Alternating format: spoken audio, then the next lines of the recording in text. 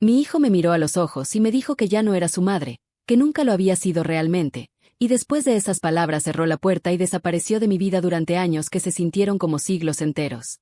Me quedé ahí parada en el pasillo de ese edificio viejo, sintiendo como algo dentro de mí se rompía sin hacer ruido, como cuando se quiebra el hielo sobre un lago en invierno. Tenía 70 años cuando finalmente entendí que hay silencios que pesan más que cualquier palabra, y que hay culpas que una lleva en el pecho aunque no sean completamente justas.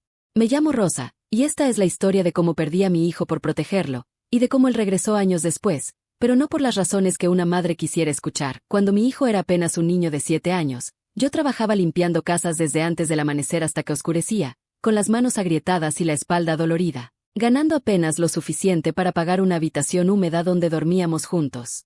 Él era mi único tesoro, lo único bueno que me había quedado después de que su padre nos abandonara sin explicación ni remordimiento, dejándome sola con una criatura que alimentar y un futuro incierto. Yo hacía malabares con las monedas, estiraba cada peso hasta que no daba más, cocinaba con lo poco que conseguía, y aún así muchas noches él se dormía con hambre aunque yo le dijera que ya había cenado. La pobreza no es solo no tener dinero, es ese miedo constante que te oprime el pecho, esa angustia de no saber si mañana habrá para el pan, para el autobús, para la medicina si se enferma.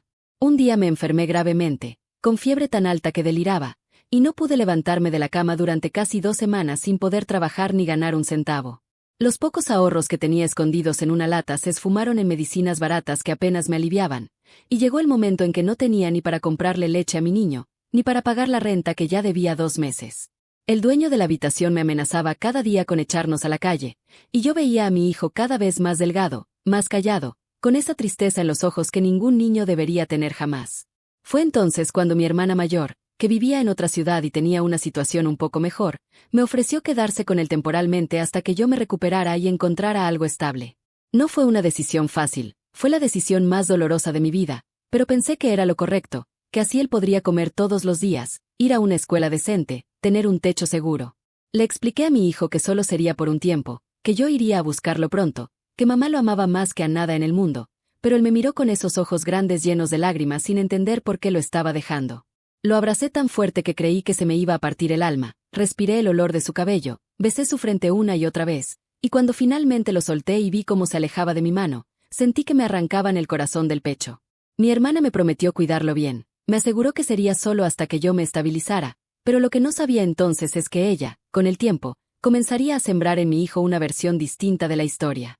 Ella le decía que yo lo había abandonado porque no lo quería, que me había olvidado de él, que nunca había sido una buena madre, y mi niño, tan pequeño y confundido, empezó a creer esas palabras como si fueran verdades absolutas. Lo que pasó en los años siguientes cambiaría para siempre la manera en que mi hijo me veía, y yo no lo supe hasta que ya era demasiado tarde para explicarle la verdad completa. Trabajé como nunca en mi vida, tomé 2, a veces 3 empleos, dormía apenas unas horas, ahorraba cada centavo con la esperanza de reunir lo suficiente para traerlo de vuelta conmigo. Llamaba a mi hermana cada semana para preguntar por él, para decirle que le dijera que lo amaba, que pronto iríamos a vivir juntos otra vez, pero ella siempre tenía excusas para no pasármelo al teléfono. Me decía que estaba ocupado, que estaba dormido, que era mejor no confundirlo, y yo, con esa culpa enorme que me comía por dentro, aceptaba sus palabras sin cuestionar demasiado. Pasaron meses, luego años, y aunque yo enviaba dinero cuando podía, aunque escribía cartas que nunca recibían respuesta, la distancia entre mi hijo y yo se fue haciendo cada vez más grande, como un abismo que crecía en silencio. Cuando finalmente reuní lo suficiente para intentar traerlo de vuelta, mi hermana me dijo que él ya estaba grande, que se había acostumbrado a su nueva vida, que ya no preguntaba por mí como antes. Me partió el alma escuchar eso, pero insistí, le dije que quería verlo, hablar con él, explicarle todo lo que había pasado, pero ella me convenció de que sería peor, que lo lastimaría más remover todo eso. Yo, cobarde y llena de vergüenza, acepté esperar un poco más, pensando que cuando él fuera mayor entendería, que algún día podríamos hablar con calma y yo podría contarle la verdad. Nunca imaginé que ese algún día llegaría cargado de rencor, de acusaciones, de un dolor tan profundo que ninguna explicación podría sanar. Los años pasaron y mi hijo creció lejos de mí, convirtiéndose en un hombre que apenas conocía, alimentado por historias que pintaban de mí una imagen que no era completamente real. Cuando cumplió 18 años, finalmente vino a buscarme, pero no con ganas de reconciliación sino con una lista de reproches que llevaba guardados desde niño. Me acusó de haberlo abandonado, de no haber luchado por él, de haberlo dejado como si fuera un estorbo, y aunque yo intenté explicarle las circunstancias, la enfermedad, la pobreza desesperante, él no quiso escuchar nada. Su dolor era tan grande que no había espacio para mi versión de los hechos, solo para su verdad, la única que conocía, la que le habían contado una y otra vez hasta que se volvió la realidad en su mente. Fue en ese encuentro terrible cuando pronunció esas palabras que todavía me queman por dentro cada vez que las recuerdo. Ya no eres mi madre. Las dijo con una frialdad que me dejó paralizada, con una certeza que no dejaba lugar a dudas ni a perdón, y luego se fue sin mirar atrás, dejándome sola en ese departamento pequeño con el eco de su voz resonando en las paredes. No lloré en ese momento, el dolor era demasiado grande para las lágrimas, solo me senté en la única silla que tenía y me quedé mirando la puerta cerrada, preguntándome si alguna vez volvería a verlo. Los días siguientes fueron los más oscuros de mi vida, peores incluso que aquellos tiempos de hambre y enfermedad, porque al menos entonces tenía la esperanza de que algún día estaríamos juntos otra vez. Pero lo que el destino tenía preparado para mí en los años que vendrían era algo que ni yo misma podría haber imaginado, algo que cambiaría completamente mi situación, aunque no mi corazón roto. Después de que mi hijo se fue de mi vida con esas palabras terribles, caí en una tristeza profunda que me acompañaba desde que abría los ojos hasta que lograba dormirme, si es que el sueño llegaba esa noche. Seguí trabajando porque no me quedaba otra opción, porque las cuentas no se pagan solas y porque el trabajo era lo único que me mantenía ocupada lo suficiente para no pensar todo el tiempo en él. Limpiaba casas ajenas con la misma dedicación de siempre, pero ahora cada habitación que ordenaba me recordaba que yo no había podido darle a mi hijo ni siquiera una casa propia donde crecer. Los fines de semana eran los peores, cuando las familias se reunían y yo veía a través de las ventanas cómo madres e hijos compartían comidas, risas, abrazos, todo lo que yo había perdido para siempre. Pasaron 5 años sin saber nada de él, 5 años en los que mi única compañía era el silencio y los recuerdos que me torturaban cada noche. A veces me preguntaba si estaría bien, si habría conseguido trabajo, si habría formado una familia, si alguna vez pensaba en mí aunque fuera con rencor. No intenté buscarlo porque sabía que no me recibiría, que mi presencia solo avivaría ese dolor que él cargaba y que consideraba completamente justificado. Mi hermana había muerto 1 año después de nuestro último encuentro, llevándose a la tumba su versión de los hechos, pero el daño ya estaba hecho, las semillas del resentimiento ya habían crecido hasta convertirse en árboles imposibles de arrancar.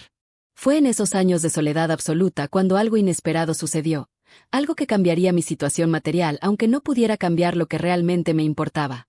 Una tía lejana que vivía en el extranjero y a quien apenas conocía murió sin descendencia directa, y yo resulté ser una de las pocas herederas de una fortuna considerable que ella había acumulado durante décadas. Al principio no lo podía creer, pensé que era un error o una estafa, pero los abogados insistieron, me mostraron papeles, me explicaron que era completamente legal y real. De un día para otro pasé de contar monedas para el autobús a tener más dinero del que jamás había soñado, suficiente para vivir cómodamente el resto de mis días sin preocupaciones. Pero ese dinero no me trajo la felicidad que muchos imaginan, solo me trajo una nueva clase de vacío porque no tenía con quién compartirlo. Compré un departamento pequeño pero digno en un barrio tranquilo, nada ostentoso ni llamativo, solo un lugar donde pudiera vivir mis últimos años con un poco de paz. No quise casas grandes ni lujos extravagantes porque esas cosas nunca me habían interesado, y además, ¿para qué? ¿Para llenar habitaciones vacías con muebles caros que nadie más vería? El dinero estaba ahí, guardado en el banco, creciendo con intereses que ni siquiera revisaba, mientras yo seguía viviendo con la misma austeridad de siempre. Lo que yo no sabía entonces es que mi hijo, en esos mismos años, estaba tomando decisiones que lo llevarían directo a la ruina, y que eventualmente esas decisiones lo traerían de vuelta a mi puerta. Algunos vecinos que me conocían de antes notaron el cambio en mi situación y empezaron a tratarme diferente, con esa amabilidad falsa que la gente reserva para quienes tienen dinero. Me invitaban a tomar café, me preguntaban por mi familia con una curiosidad que nunca habían mostrado antes, me ofrecían ayuda que no necesitaba mientras buscaban formas sutiles de beneficiarse de mi nueva situación. Yo los recibía con educación pero mantenía la distancia, porque después de tanto tiempo solo había aprendido a distinguir el interés genuino del oportunismo disfrazado de amistad. La soledad me había vuelto desconfiada, y el dinero solo había reforzado esa desconfianza al mostrarme cuántas personas cambian su actitud cuando saben que tienes algo que ellos quieren. Invertí parte del dinero en cosas prácticas y silenciosas. Ayudaba anónimamente a familias del barrio que pasaban por lo mismo que yo había pasado años atrás. Pagaba becas escolares para niños que no podían costear sus estudios. Dejaba sobres con dinero en las parroquias para que lo distribuyeran entre quienes más lo necesitaran. Nadie sabía que era yo quien hacía esas donaciones, y así me gustaba, porque no buscaba reconocimiento ni gratitud, solo quería que ese dinero que a mí me había llegado por pura casualidad sirviera para algo bueno. En cierta forma era mi manera de compensar el universo por todo lo que me había quitado, aunque sabía que ninguna cantidad de dinero podría devolverme a mi hijo ni borrar esos años perdidos. Las noches seguían siendo largas y difíciles, llenas de preguntas sin respuesta y de conversaciones imaginarias con mi hijo donde yo finalmente podía explicarle todo. En esos diálogos inventados él me entendía, me perdonaba, me llamaba mamá otra vez con ese cariño que recordaba de cuando era pequeño, y nos abrazábamos mientras yo le pedía perdón por no haber sido más fuerte, por no haberlo defendido mejor de las mentiras. Pero cuando despertaba de esos sueños la realidad me golpeaba con la fuerza de siempre. Él seguía sin saber dónde vivía, seguía creyendo que yo lo había abandonado por desamor, y yo seguía siendo solo una mujer vieja y sola con dinero que no le servía para comprar lo único que deseaba. Cumplí 68 años en un silencio absoluto, sin una llamada, sin una visita, celebrando con un pedazo de pastel que compré en la panadería de la esquina y que comí sola frente al televisor. Me pregunté cuántos cumpleaños más tendría, cuánto tiempo me quedaba en este mundo, si moriría sin volver a ver a mi hijo jamás, sin poder decirle una última vez que todo lo que hice fue por amor, aunque pareciera lo contrario. El dinero estaba ahí, intocable en su mayor parte, esperando quizás a que algún día él regresara y pudiera beneficiarse de algo que su madre había conseguido, aunque fuera por casualidad y no por mérito. Y entonces, cuando ya había perdido toda esperanza de volver a saber de él, cuando me había resignado a morir con ese vacío en el pecho, tocaron a mi puerta una tarde lluviosa, y del otro lado estaba él, pero no como yo había soñado durante todos esos años. Abrí la puerta y lo vi ahí parado, empapado por la lluvia, con la ropa arrugada y una expresión en el rostro que no era de arrepentimiento ni de nostalgia, sino de desesperación pura. Había envejecido, por supuesto, ya era un hombre de 30 y tantos años con algunas canas prematuras y arrugas de preocupación marcadas en la frente, pero aún podía reconocer en él al niño que había sido. Mi corazón dio un vuelco y por un segundo pensé que quizás había venido a reconciliarse, que finalmente había encontrado en su interior la posibilidad del perdón, pero sus primeras palabras destruyeron esa ilusión antes de que pudiera siquiera formarse completamente. «Necesito hablar contigo», dijo con una voz que no tenía calidez alguna, solo urgencia y algo que sonaba peligrosamente parecido a la exigencia. Lo dejé entrar porque seguía siendo mi hijo, porque mi amor por él no había disminuido ni un gramo a pesar del tiempo y del rechazo, porque una madre no deja de serlo aunque su hijo lo niegue. Se sentó en el sofá sin esperar invitación, mirando alrededor del departamento con una expresión que no supe descifrar en ese momento, pero que después entendí era evaluación, cálculo, la mirada de alguien que está tasando el valor de las cosas. Yo me senté frente a él con las manos temblorosas, esperando que dijera algo, que explicara por qué después de tantos años había decidido aparecer en mi vida otra vez. El silencio entre nosotros era denso, cargado de todo lo que no habíamos dicho, de todas las conversaciones que nunca habíamos tenido, de todos los malentendidos que se habían acumulado como capas de hielo. Finalmente habló, y cada palabra que salió de su boca fue como una puñalada que yo recibía sin defenderme, sin gritar, sin hacer nada más que escuchar. Me contó que su vida había sido un desastre, que había invertido en negocios que resultaron ser fraudes, que había avalado deudas de amigos que desaparecieron dejándolo como responsable, que había perdido su trabajo y su apartamento. Me explicó con detalle cada mala decisión que había tomado, cada oportunidad desperdiciada, cada error que lo había llevado hasta el punto en que estaba ahora, arruinado, perseguido por acreedores, sin un lugar donde vivir ni dinero para comer. Mientras hablaba no me miraba a los ojos, mantenía la vista fija en sus propias manos, y yo me preguntaba si sentía aunque fuera un poco de vergüenza por venir a buscarme solo cuando me necesitaba. «Me dijeron que te fue bien», dijo finalmente, levantando la mirada con una expresión que mezclaba resentimiento y esperanza. «¿Que heredaste dinero, que ahora vives cómoda, que tienes más de lo que necesitas?» No pregunté quién le había dicho eso ni cómo había averiguado dónde vivía yo ahora, solo asentí en silencio confirmando lo que ya parecía saber. Entonces vino lo que yo temía escuchar, lo que había estado evitando admitir desde que abrí la puerta. «Necesito que me ayudes, necesito dinero para salir de esto, para pagar lo que debo antes de que sea demasiado tarde». Lo dijo como si fuera mi obligación, como si yo le debiera algo después de todos esos años de silencio y rechazo, como si mi única función fuera ser su salvavidas financiero ahora que el mundo se le había venido encima. En ese momento supe con absoluta claridad que no había venido por amor, que no había venido a buscar a su madre, solo había venido a buscar el dinero de una extraña que casualmente compartía su sangre. Le pregunté con voz suave, sin acusación pero con genuina curiosidad, si había pensado en mí alguna vez durante todos esos años, si se había preguntado cómo estaba, si había considerado siquiera la posibilidad de llamarme sin necesitar nada a cambio. Su silencio fue respuesta suficiente, pero aún así él intentó justificarse diciendo que había estado ocupado construyendo su vida, que el pasado era muy doloroso para revisitarlo, que yo había sido quien lo dejó primero. Esa última frase me dolió más que cualquier otra cosa porque demostraba que seguía creyendo la versión distorsionada de los hechos, que nunca había cuestionado lo que le habían dicho sobre mí, que había preferido odiarme desde la comodidad de su narrativa de víctima antes que buscar mi versión de la historia. Le ofrecí té, como si eso pudiera suavizar de alguna manera la dureza de ese encuentro, y él aceptó con un gesto impaciente mientras miraba su teléfono constantemente, como si tuviera prisa por resolver el asunto y marcharse. Mientras preparaba el té en la cocina pequeña pero ordenada de mi departamento, escuché cómo él caminaba por la sala, cómo abría cajones discretamente, cómo evaluaba cada objeto con esa mirada calculadora que yo ya había notado antes. Volví con las tazas y lo encontré mirando una fotografía vieja que yo guardaba en un estante, una foto de él cuando tenía 6 años, sonriendo sin saber aún todo lo que vendría después.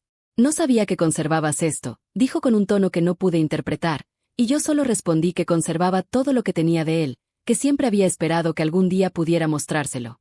Se sentó otra vez y fue directo al grano, sin rodeos ni sutilezas, pidiéndome una cantidad específica de dinero que necesitaba de inmediato para pagar sus deudas más urgentes. Era una suma considerable pero no imposible para mí, dada mi situación actual, y la forma en que la pidió era más parecida a una exigencia que a una súplica. No mencionó devolverla, no habló de préstamos ni plazos, solo asumió que yo se la daría porque era mi hijo y porque, en su lógica retorcida, yo le debía al menos eso después de haberlo abandonado cuando era niño. Yo lo escuchaba con el corazón partiéndose otra vez, dándome cuenta de que había perdido a mi hijo de todas las formas posibles, que el niño que yo amaba había sido reemplazado por este hombre amargado que solo veía en mí una solución financiera. Le pregunté qué pasaría después de que yo le diera ese dinero, si eso significaría que volveríamos a tener contacto, que podríamos intentar reconstruir algo de lo que se había roto entre nosotros. Él se removió incómodo en su asiento y murmuró algo vago sobre ya veremos y con el tiempo quizás, respuestas que no comprometían nada pero que dejaban una puerta abierta a la posibilidad, aunque yo sabía en mi interior que esa puerta era falsa. Entendí entonces que si le daba el dinero sin condiciones, él desaparecería otra vez tan pronto como tuviera lo que necesitaba, y yo volvería a quedarme sola pero ahora con la certeza absoluta de que mi hijo solo me veía como un cajero automático y no como la madre que había sacrificado todo por él. Lo que decidí hacer en ese momento cambiaría todo entre nosotros, pero no de la manera que él esperaba ni de la manera que yo había soñado durante tantos años de soledad. No le dije que no, pero tampoco le dije que sí de inmediato, solo le pedí que me diera unos días para pensarlo, para organizar las cosas, y vi cómo su rostro se ensombrecía con frustración apenas contenida. Él esperaba que yo abriera mi cartera en ese mismo instante, que le escribiera un cheque sin hacer preguntas, que actuara como esa madre culpable que él había construido en su mente y que debía compensarlo por todo lo que supuestamente le había quitado. No tengo días, me dijo con dureza. Los que me persiguen no van a esperar porque mi madre necesita tiempo para pensarlo. Esa palabra, madre, la pronunció con un tono tan cargado de ironía y resentimiento que me atravesó como un cuchillo, recordándome que para él yo ya no era eso, que solo estaba usando el término porque le convenía en ese momento. Le sostuve la mirada sin dejarme intimidar, aunque por dentro estaba temblando, y le dije con toda la calma que pude reunir que si realmente estaba en peligro, 3 o 4 días no harían diferencia, pero que yo necesitaba ese tiempo. Él resopló con impaciencia, se puso de pie bruscamente y caminó hacia la ventana, dándome la espalda mientras murmuraba algo que no alcancé a escuchar completamente pero que sonaba a maldiciones. Yo me quedé sentada, observando su silueta contra la luz grisácea de la tarde lluviosa, viendo en él no al niño que había criado sino a un extraño que llevaba el rostro de mi hijo como una máscara. Me preguntaba qué había pasado con ese niño dulce que me abrazaba antes de dormir, que me decía que cuando fuera grande me cuidaría a mí, que me prometía que siempre estaríamos juntos. Finalmente se dio vuelta y me preguntó dónde iba a quedarse mientras yo me decidía, como si yo tuviera obligación de hospedarle también, como si mi departamento fuera un hotel gratuito a su disposición. Le dije que tenía una habitación pequeña que podía usar, y él aceptó sin agradecimiento, sin siquiera un gesto mínimo de reconocimiento por el favor que le estaba haciendo. Esa noche preparé la cena con las manos temblorosas, puse la mesa para 2 por primera vez en años, y cuando lo llamé a comer él llegó mirando su teléfono, se sentó sin levantar la vista y comió en silencio como si estuviera solo. Yo intenté hacer conversación, preguntarle sobre su vida, sobre qué había estudiado, si había conocido a alguien especial, pero sus respuestas eran monosílabos fríos que dejaban claro que no tenía interés en compartir nada conmigo más allá de lo estrictamente necesario. Lo que sucedió en los días siguientes me mostró exactamente quién se había convertido mi hijo, y aunque me dolió profundamente, también me dio la claridad que necesitaba para tomar una decisión. Durante los 3 días que pasó en mi casa, él no hizo ningún esfuerzo por conectar conmigo, por preguntarme cómo había sido mi vida todos esos años, por mostrar la más mínima curiosidad sobre la mujer que yo era ahora. En cambio, Lo descubrí revisando mis papeles cuando creía que yo estaba dormida, husmeando en mis estados de cuenta que yo había dejado sobre el escritorio, calculando exactamente cuánto dinero tenía y cuánto más podría sacarme. Una noche lo escuché hablando por teléfono en voz baja, diciéndole a alguien que había encontrado la solución, que su vieja tenía suficiente dinero para cubrir todo y que solo era cuestión de presionarla un poco más. Esas palabras, su vieja, pronunciadas con tanto desprecio, me confirmaron lo que ya sabía pero no quería aceptar. Para él yo no era su madre, solo era una fuente de recursos que había aparecido convenientemente cuando más la necesitaba. El tercer día por la mañana, él bajó con una actitud diferente, más agresiva, más impaciente, exigiendo saber si ya había tomado una decisión o si iba a seguir haciéndolo esperar como si tuviera todo el tiempo del mundo. Me senté frente a él en la mesa de la cocina, tomé aire profundamente, y le dije que sí, que había tomado una decisión y que necesitaba que me escuchara con atención.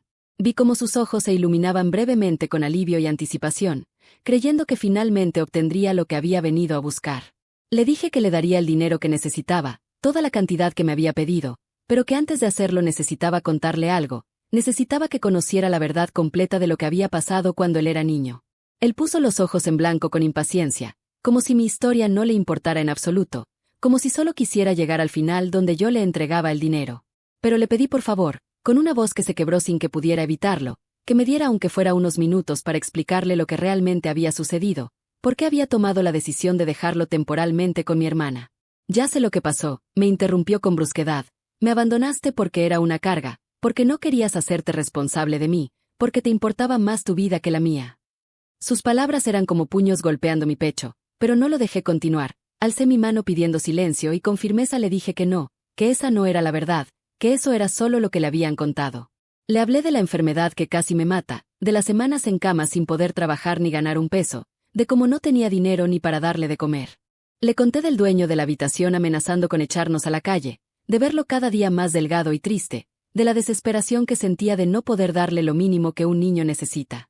Le expliqué que mi hermana se había ofrecido a cuidarlo temporalmente, que yo había aceptado pensando que sería solo hasta recuperarme, que había trabajado como nunca para poder traerlo de vuelta conmigo. Le mostré las cartas que yo le había escrito y que ella nunca le entregó, le mostré los recibos de los giros de dinero que enviaba cada mes, le mostré todo lo que había guardado como evidencia de que nunca, ni un solo día, había dejado de pensar en él. Él tomó las cartas con manos que ahora temblaban ligeramente, leyó algunas líneas, y vi cómo su expresión cambiaba de certeza absoluta a confusión, de confusión a algo que podría haber sido duda. Pero entonces dejó los papeles sobre la mesa con un gesto brusco y dijo, aunque todo esto sea verdad, no cambia nada, no cambia que crecí sin ti, que me sentí abandonado, que sufrí. Tenía razón en eso y yo lo sabía. El dolor que él había sentido era real independientemente de las razones que lo habían causado. Le dije que lo entendía, que no esperaba que me perdonara, que solo quería que supiera que no había sido desamor lo que me había alejado de él sino todo lo contrario. Había sido amor, amor desesperado de una madre que no tenía nada más que dar excepto la posibilidad de que él estuviera mejor con alguien que sí podía alimentarlo. Y entonces llegó el momento de decirle lo que había decidido, y mis palabras cambiarían todo lo que él esperaba de ese encuentro. Le dije que le daría el dinero que necesitaba, pero no de la forma que él esperaba, no como un regalo sin condiciones ni como una compensación por el pasado que él creía que yo le debía. Le expliqué que abriría una cuenta a su nombre con la cantidad exacta que me había pedido, pero que ese dinero estaría disponible solo si él aceptaba algunas condiciones muy simples que yo le pondría. Vi cómo su rostro se endurecía inmediatamente, cómo cruzaba los brazos sobre el pecho en actitud defensiva, cómo su mandíbula se tensaba preparándose para rechazar lo que yo estuviera por proponerle. Sabía que vendrían condiciones, dijo con amargura, sabía que no me lo daría sin más, que querrías algo a cambio, siempre hay un precio con todo.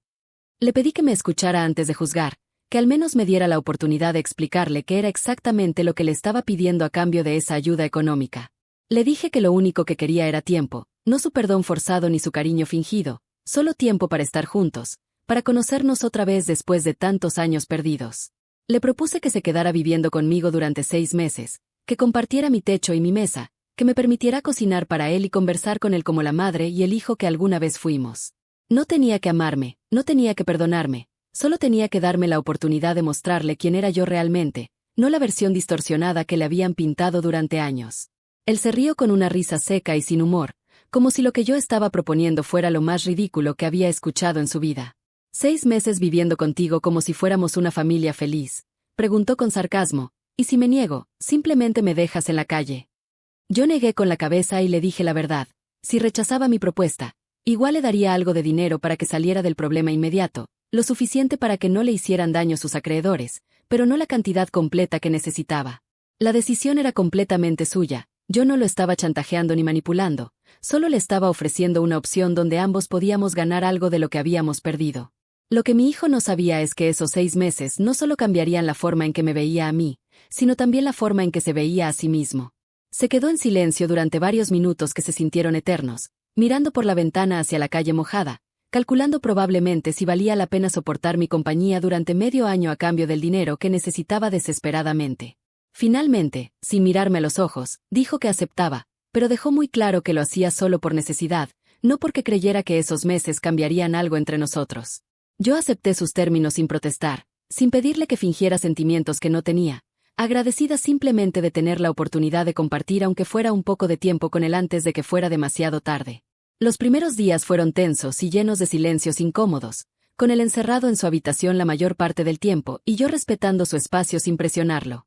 Yo cocinaba sus comidas favoritas que recordaba de cuando era niño, dejaba la comida servida en la mesa y lo llamaba suavemente, y él bajaba, comía rápido sin conversar y volvía a encerrarse. No me quejaba, no le reclamaba su frialdad, solo agradecía internamente cada pequeño momento en que podía verlo, escuchar sus pasos en la casa, saber que estaba ahí aunque no quisiera estar realmente.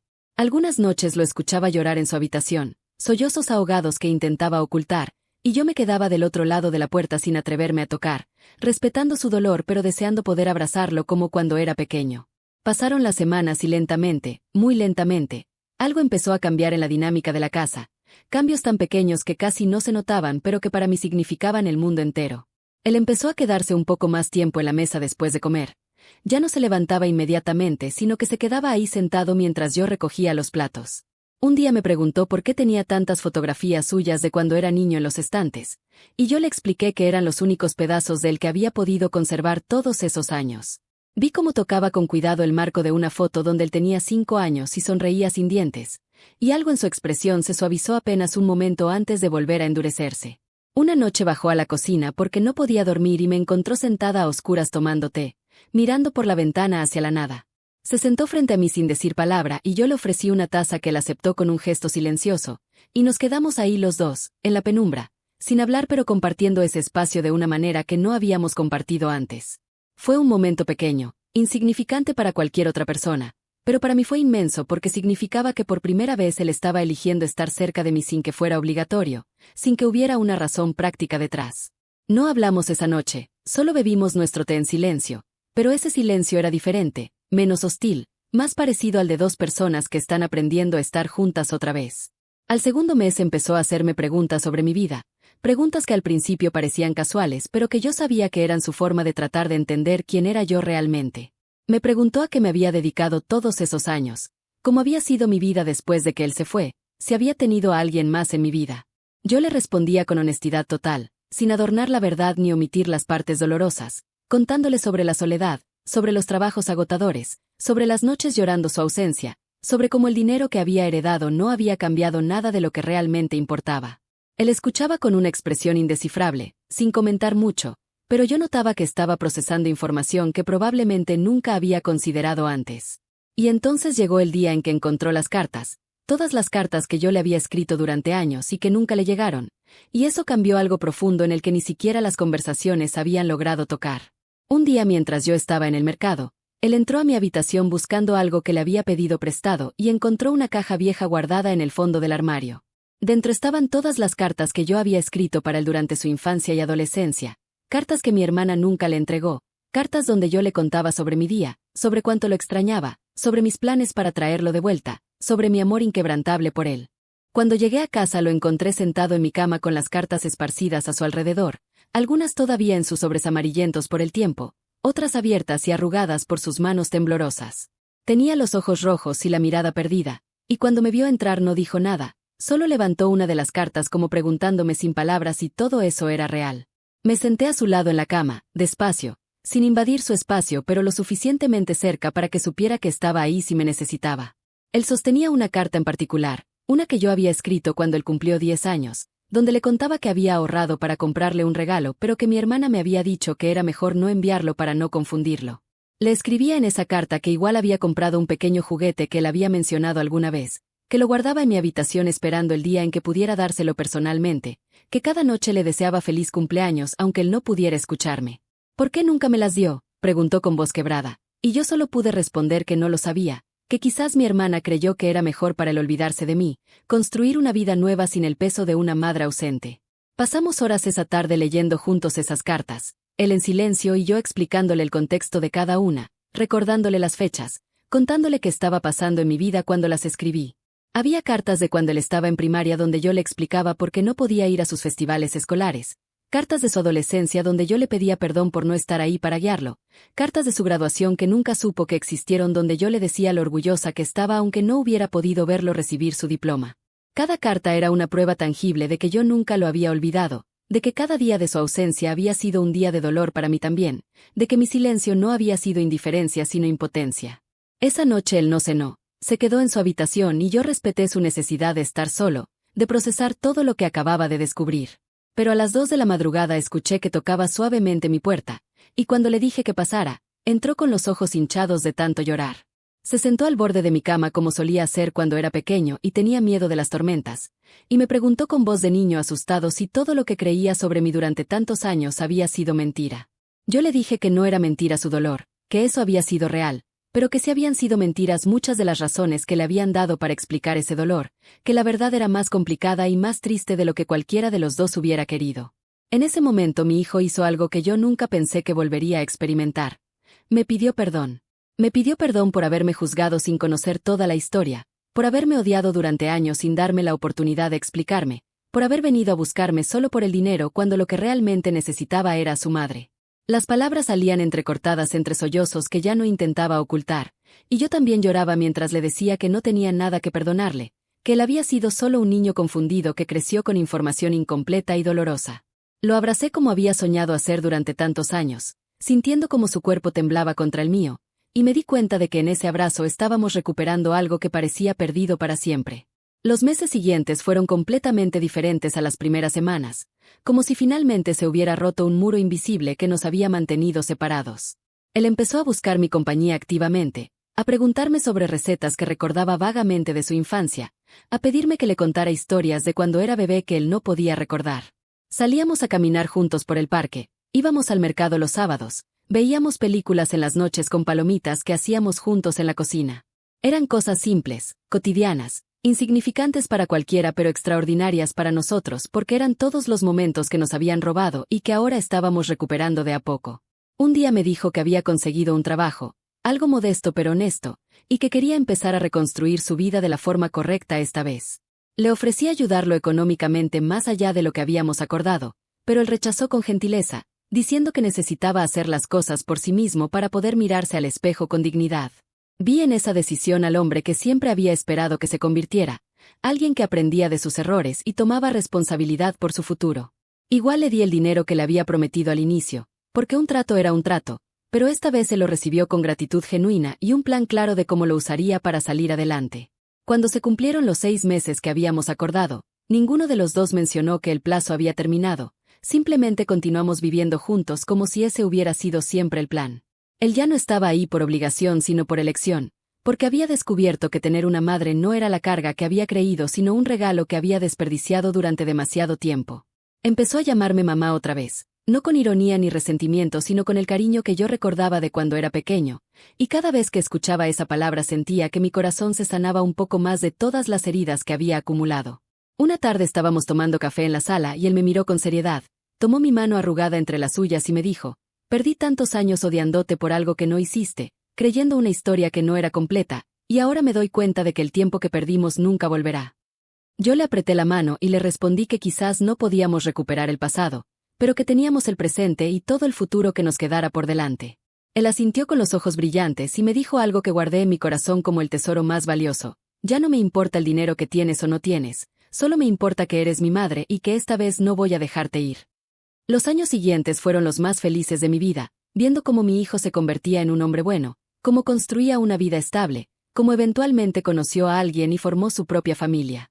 Cuando nació mi nieto, él me lo puso en los brazos y me dijo: quiero que este niño crezca conociendo a su abuela, que tenga todo lo que a mí me quitaron durante tantos años. Yo sostuve a ese bebé pequeño y lloré lágrimas de felicidad absoluta, sabiendo que finalmente el círculo se había cerrado, que el amor había vencido al resentimiento, que la verdad había derrotado a las mentiras. Y entendí entonces que a veces la justicia no llega como venganza ni como castigo, sino como la simple oportunidad de ser vistos, de ser escuchados, de ser amados por quienes creíamos perdidos para siempre. Ahora tengo 77 años y mi hijo viene a visitarme cada semana con mi nieto, me ayuda con las cosas de la casa, se sienta conmigo a tomar té como aquella primera noche cuando todo empezó a cambiar. El dinero que heredé sigue ahí, casi intacto, porque resultó que nunca lo necesité para comprar lo único que realmente quería. A veces pienso en cómo habría sido todo si él no hubiera encontrado esas cartas, si hubiera tomado el dinero y se hubiera ido sin mirar atrás, si nunca hubiéramos tenido la oportunidad de conocer la verdad.